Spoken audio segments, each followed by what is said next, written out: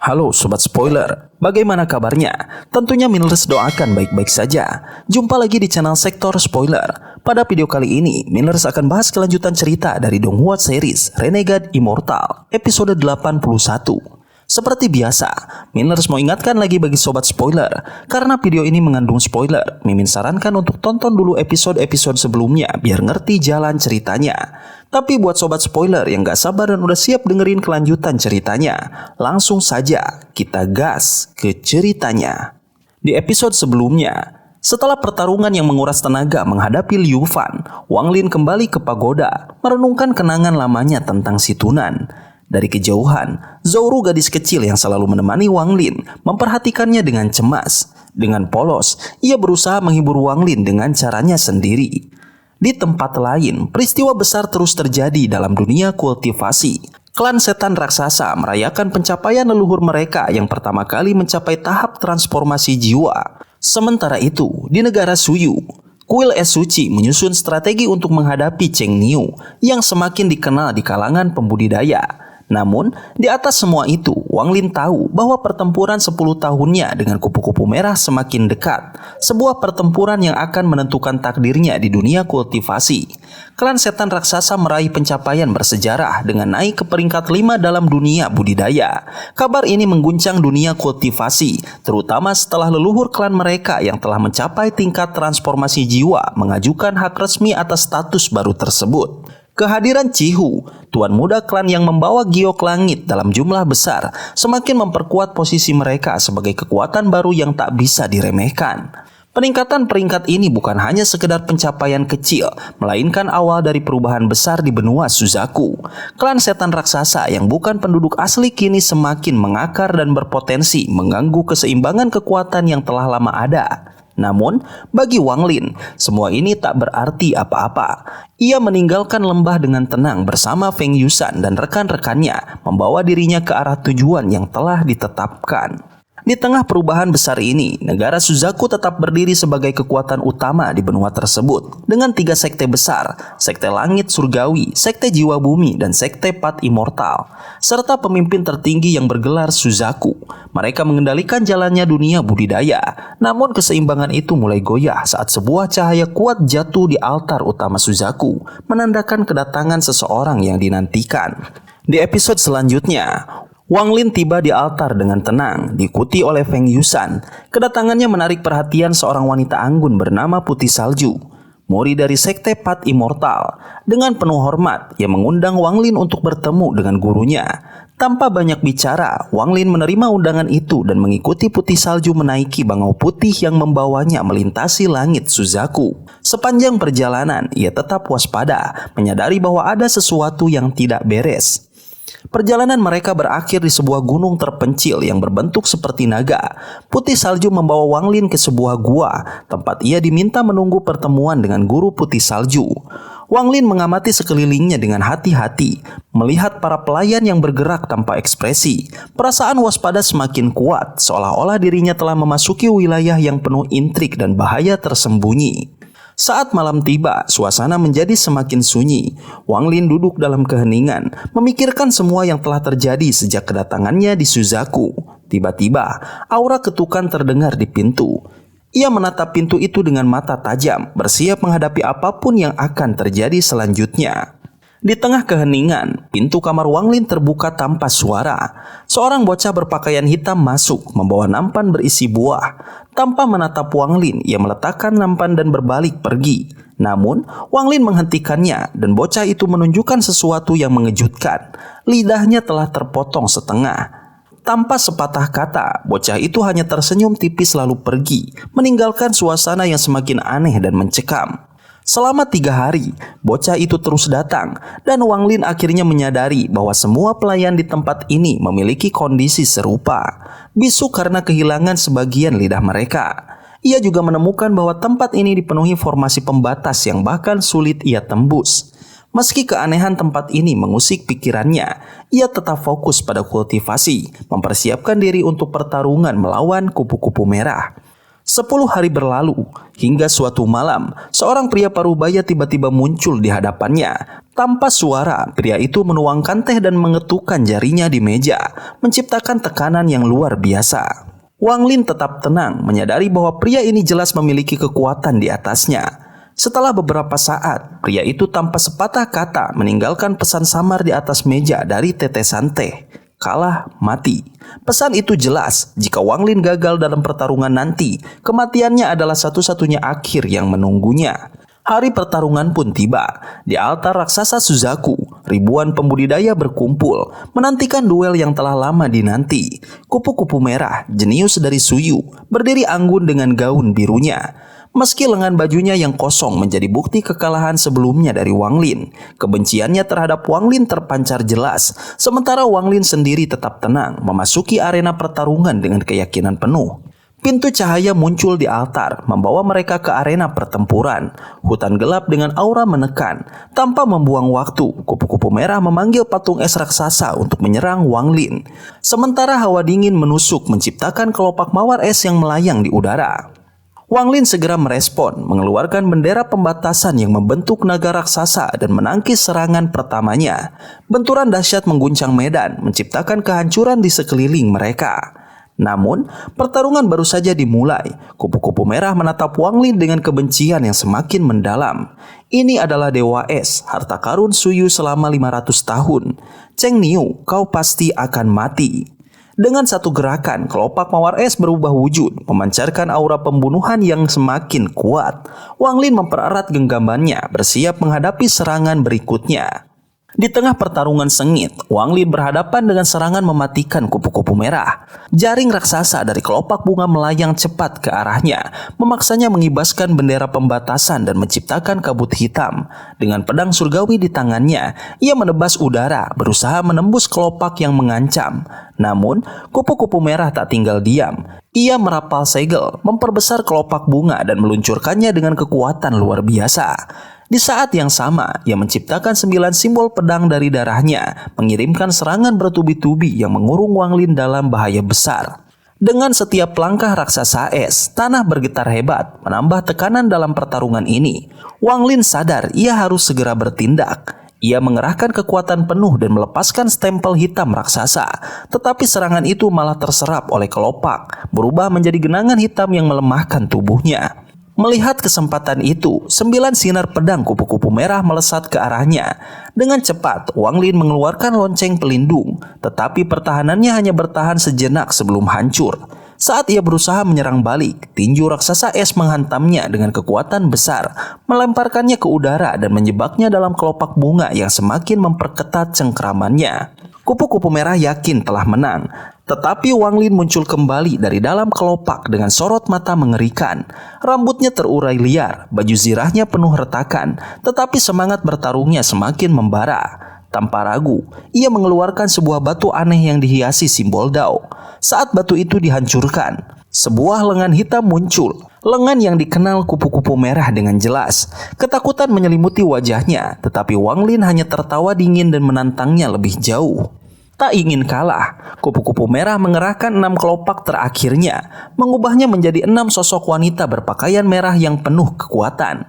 Namun, Wang Lin sudah siap. Ia menyalurkan energi pamungkasnya ke bendera pembatasan, menciptakan gelombang energi yang membungkus langit dengan aura menakutkan.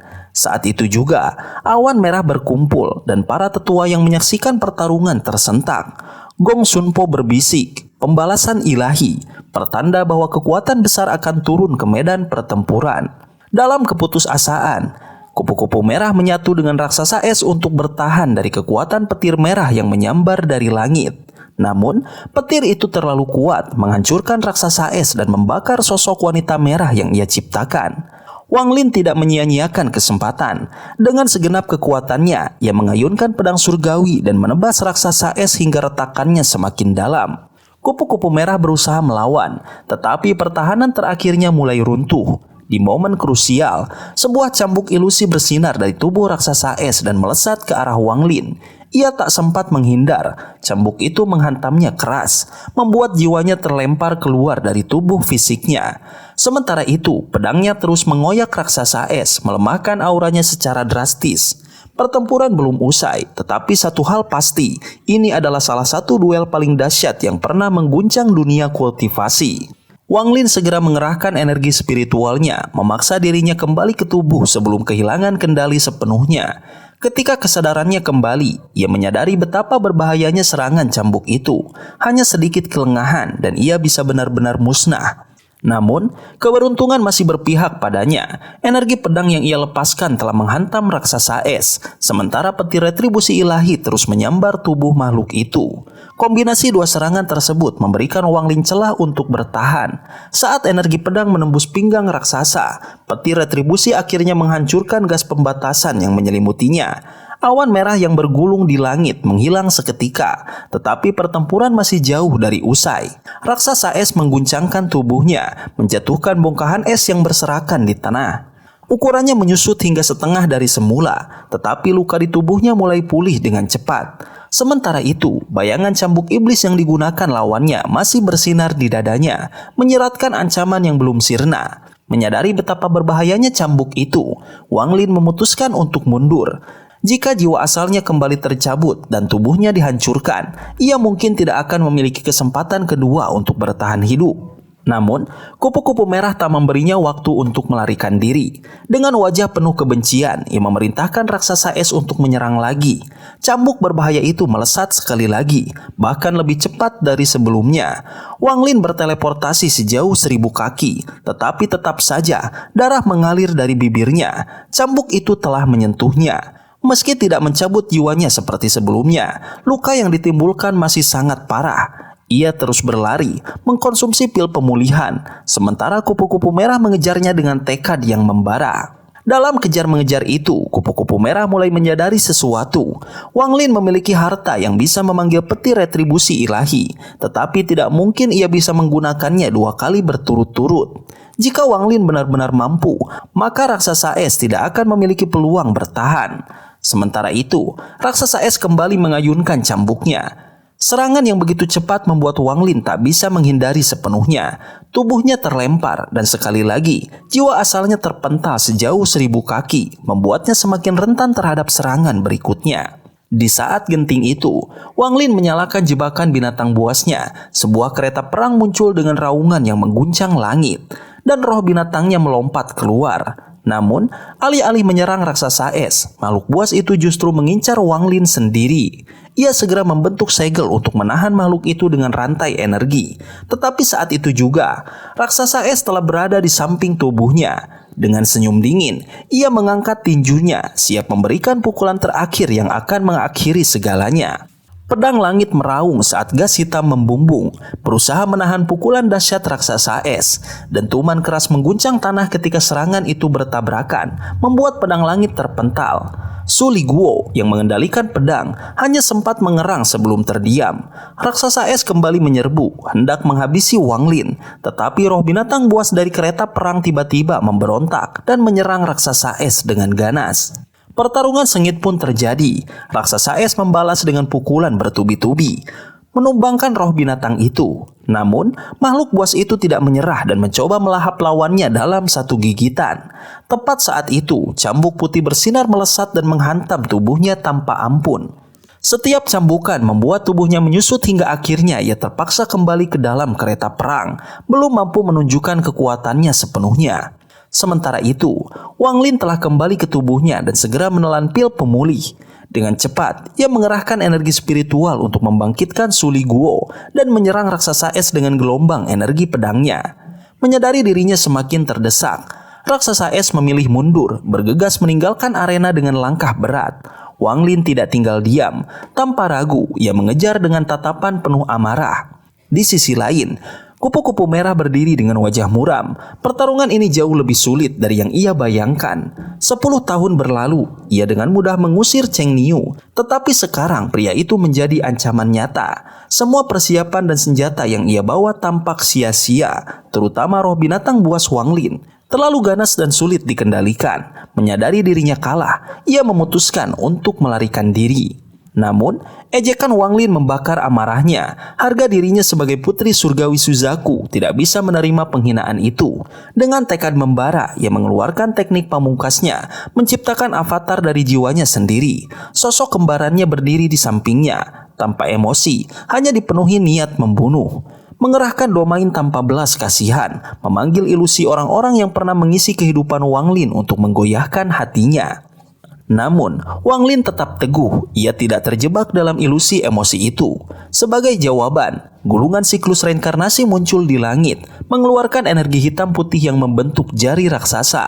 Dalam sekejap, avatar kupu-kupu merah bergetar dan mulai menghilang. Menyadari kekalahannya, kupu-kupu merah hanya bisa tersenyum pahit.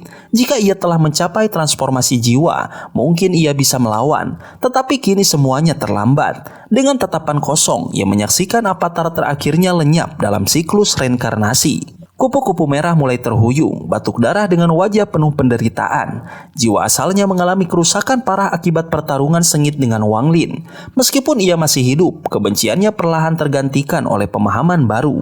Sementara itu, Wang Lin juga tidak luput dari luka. Wajahnya pucat, menandakan betapa besar energi yang telah ia keluarkan dalam pertarungan domain yang berbahaya. Namun, perbedaan tipis antara kejam dan tanpa emosi dalam jalur dao mereka menjadi faktor penentu, membuat Wang Lin nyaris memenangkan segalanya.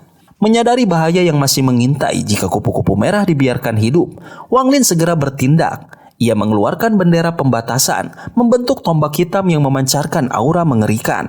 Dengan gerakan cepat, ia melesat ke depan dan menusukkan tombak itu ke arah raksasa es yang dipanggil kupu-kupu merah. Senjata itu menembus dahi makhluk tersebut, membuatnya kehilangan kekuatan. Raksasa es itu runtuh perlahan, menyisakan sebuah cambuk putih murni. Kupu-kupu merah kini benar-benar terdesak. Jiwa asalnya terluka, domainnya hancur, dan satu-satunya perlindungan terakhirnya telah lenyap. Dalam keputusasaan, kupu-kupu merah berusaha merebut kembali laser jiwa, harta paling berharga yang dimilikinya. Namun, Wang Lin tidak membiarkan kesempatan itu hilang. Dengan cambuk hitamnya, ia berhasil menarik laser jiwa ke tangannya, membuat wajah kupu-kupu merah semakin pucat. Namun, sebelum ia bisa merayakan kemenangan, 4 roh unsur, logam, kayu, air, dan api muncul di sekitar lawannya. Ini adalah senjata sejati kupu-kupu merah, sumber kekuatan yang sesungguhnya. Wang Lin menyadari bahwa ia harus bertindak cepat sebelum semuanya menjadi lebih sulit.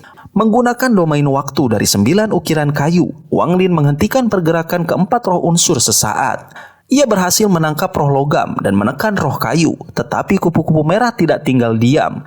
Dengan keputusan nekat, ia meledakkan roh logam, menciptakan ledakan dahsyat yang mendorong Wang Lin ke belakang.